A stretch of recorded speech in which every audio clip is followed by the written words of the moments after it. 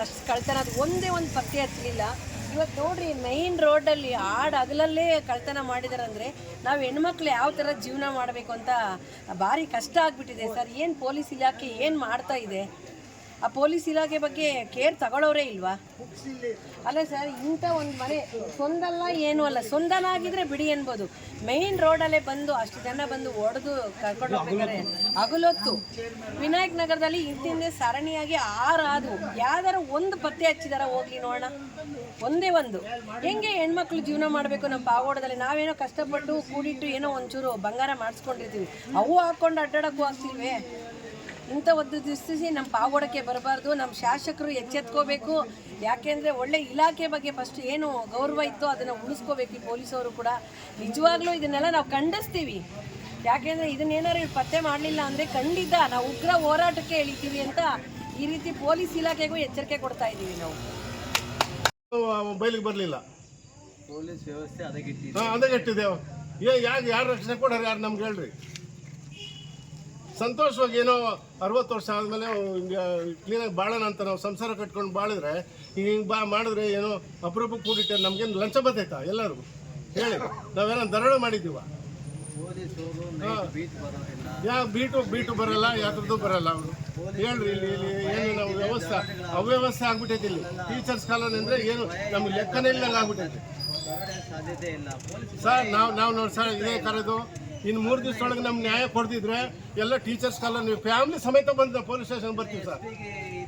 ಹಾಂ, ಅದೇ ಮಾಧ್ಯಮದವ್ರಿಗೆ ಹೇಳ್ತೀವಿ ಸರ್, ದಯವಿಟ್ಟು ಮಾಧ್ಯಮದವ್ರು ಇದನ್ನ ಎನ್ಲೈಟ್ ಮಾಡ್ಬೇಕು. ನೀವು ಮಾಡಿದ್ವಿ ಹೊಡೆದಾಗ ದರೋಡೆ ಮಾಡಿದ್ರೆ ನಾವು ಎಲ್ಲಿಗೆ ಹೋಗೋಣ ಹೇಳ್ರಿ? ಹೇಗೆ ನಮಗೆ ಬೆಲೆ ಇಲ್ವಾ?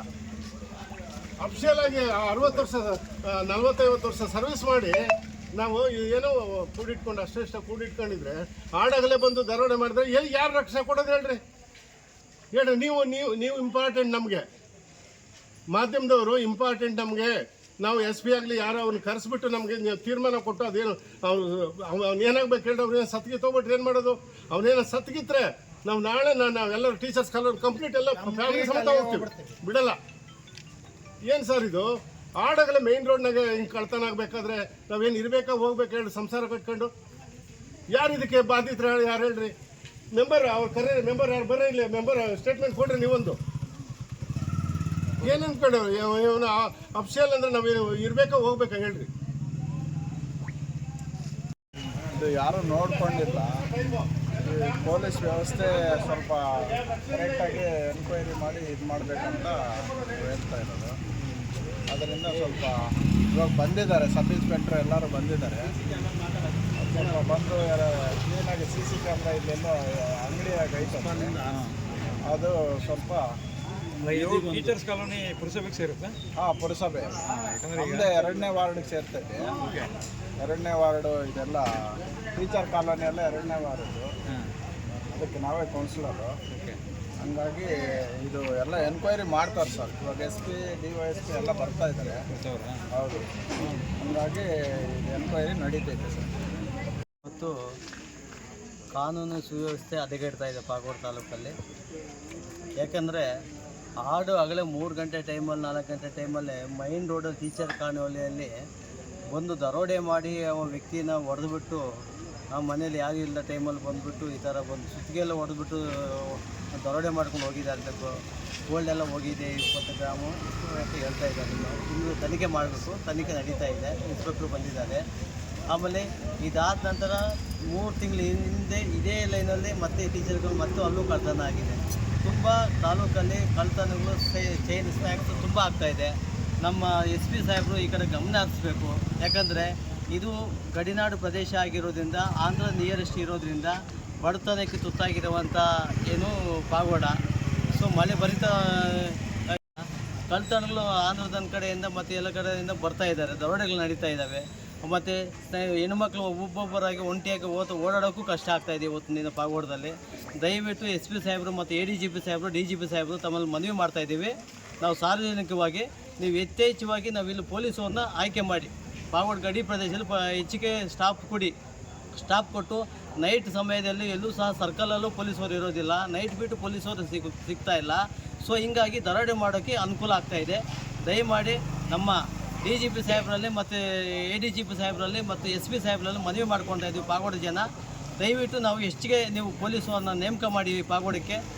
ಸುಮಾರು ಕಡೆ ಕಳ್ತನ ತಾಲೂಕಲ್ಲಿ ಸುಮಾರು ವೈನಸ್ಗೋಡು ವ್ಯಾಪ್ತಿಯಲ್ಲಿ ಇರ್ಬೋದು, ತಿರುಳು ವ್ಯಾಪ್ತಿಯಲ್ಲಿ ಇರ್ಬೋದು, ಅರಸೀಕೆರೆ ವ್ಯಾಪ್ತಿಯಲ್ಲಿ ಆಗಿರ್ಬೋದು ತುಂಬ ಕಳ್ತನಗಳು ನಡೀತಾ ಇದ್ದಾವೆ.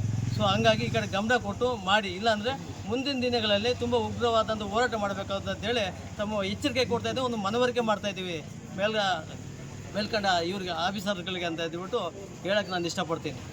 ತಾಲೂಕಿನಲ್ಲಿ ಸುಮಾರು ವಿವಿಧ ರೀತಿಯಾದಂಥ ದರೋಡೆಗಳು ನಡೀತಾ ಇದೆ, ಕಳ್ತನ ನಡೀತಾ ಇದ್ದಾವೆ. ಕೊರಳಲ್ಲಿರುವ ಚೈನುಗಳನ್ನ ಹಂಗೆ ಬೆಳಗ್ಗೆ ಹೊತ್ತು ಸಂಜೆ ಹೊತ್ತು ವಾಕಿಂಗ್ ಹೋಗೋ ಮಹಿಳೆಯರು ಕತ್ತುಗಳಲ್ಲಿ ಕಿತ್ಕೊಂಡು ಹೋಗ್ತಾ ಇದ್ದಾರೆ. ಜೊತೆಗೆ ಇವತ್ತು ನಮ್ಮ ಟೀಚರ್ಸ್ ಕಾಲೋನಿಯಲ್ಲಿ ನಮ್ಮ ಮನೆ ಪಕ್ಕನೇ ಇರೋದು 3:30ಯಿಂದ 4:15 ಒಳಗಡೆಯೇ ಇದು ಆಡು ಹಗಲಲ್ಲೇ ಈ ಥರ ಆಗಿದೆ. ಆ ಶಿಕ್ಷಕರ ಮನೆಯಲ್ಲಿ ಮುಂದಿನ ತಿಂಗಳೇನೋ ಮದುವೆ ಇಟ್ಕೊಂಡಿದ್ದಾರಂತೆ. ಆ ಮದುವೆಗೆ ಇಟ್ಕೊಂಡಿರೋದು ಸಾಲ ಸೂಲ ಮಾಡಿ ತಂದ್ಕೊಂಡಿರೋ ಬಂಗಾರದ ಒಡವೆ ಹಣ ದೋಚ್ಕೊಂಡು ಹೋಗಿದ್ದಾರೆ. ನಿನ್ನೆ ಇಲ್ಲ ಮೊನ್ನೆ ಏನೋ ಬ್ಯಾಂಕಿಂದ ಬಿಡಿಸ್ಕೊಬಂದಿದ್ದಾರೆ ಹಣ, ಇದು ಒಡವೆಗಳು ಅಂತ ಹೇಳ್ತಾ ಇದ್ದಾರೆ. ಅಲ್ಲ, ಯಾರ ಮನೇಲಿ ಆಗಿರೋದು ಅಂತ ಇದು ಕಳ್ತನ? ಅಂತರ್ಗಂಗೆ ಶಂಕರಪ್ಪ ಅಂತ ಇವರು ಕನ್ನಡ ಸಾಹಿತ್ಯ ಪರಿಷತ್ ಅಧ್ಯಕ್ಷರು ಮತ್ತು ನಿವೃತ್ತ ಶಿಕ್ಷಕರು ಇವರು. ಮತ್ತು ಒಳ್ಳೆ ಸೌಮ್ಯ ಸ್ವಭಾವದವರು. ಎಲ್ಲಿ ಮನೆ ಪಕ್ಕದಲ್ಲೂ ಸಹ ಒಂದು ದಿವಸನೂ ಕಾಣಿಸ್ಕೊಂಡಿಲ್ಲ ಅಂಥ ಶಿಕ್ಷಕರು ಇವರು. ಎಲ್ಲಿ ಮನೆ ತುಂಬ ಡೀಸೆಂಟ್ ಏರಿಯಾ ಇದು. ಇಂಥ ಡೀಸೆಂಟ್ ಏರಿಯಾದಲ್ಲಿ ಕಳ್ತನ ಮಾಡೋಕ್ಕೆ ತುಂಬ ಇದಾಗಿದೆ. ಯಾರೋ ತುಂಬ ನೋಡಿಕೊಂಡು ಸುಮಾರು ದಿನಗಳಿಂದ ಹೊಂಚು ಹಾಕ್ಕೊಂಡು ಮಾಡ್ತಾಯಿರೋ ಕಳ್ತನಗಳು. ಆದ್ದರಿಂದ ಪೊಲೀಸ್ ಇಲಾಖೆ ತುಂಬ ಎಚ್ಚರಿಕೆಯಿಂದ ಕೆಲಸ ಮಾಡಬೇಕಾಗಿದೆ. ಯಾಕಂದರೆ 100 ಗ್ರಾಮ್ ಕಳ್ತನ ಆಗಿದ್ದರೆ 20 ಗ್ರಾಮ್ ಅಂತ ಅವ್ರ ಹತ್ರ ಕಳ್ತನಗಳಲ್ಲಿ ಇದು FIR ದಾಖಲು ಮಾಡ್ಕೊತಾರೆ ಅಂತ ಒಂದು ಆಪಾದನೆ ಇದೆ. ಅವ್ರದ್ರಲ್ಲಿ ಎಷ್ಟು ಹೋಗಿದೆ ಅಷ್ಟು ದಾಖಲಾತಿ ಮಾಡಿಕೊಂಡು ದರೋಡೆಕಾರರನ್ನು ಮೊದಲು ಹಿಡಿದು ಬಗ್ಗು ಬಡಿಯಲಿಲ್ಲ ಅಂದರೆ ಮುಂದಿನ ದಿನಗಳಲ್ಲಿ ಇದೇ ಇನ್ನು ಈ ಆಡುವಾಗಲೇ ಮನೆಗೆ ನುಗ್ಗಿದ್ದಾರೆ, ಆಡುವಾಗಲೇ ಹೋಗೋರನ್ನ ಪಬ್ಲಿಕ್ಕಲ್ಲೇ ಹೊಡೆದು ಕಿತ್ಕೊಂಡು ಹೋದ್ರು ಯಾವುದೇ ಆಶ್ಚರ್ಯ ಇಲ್ಲ. ಅವ್ರು ಏನು ಯಾರೋ ನೋಡ್ಕೊಂಡಿದ್ದಾರೆ.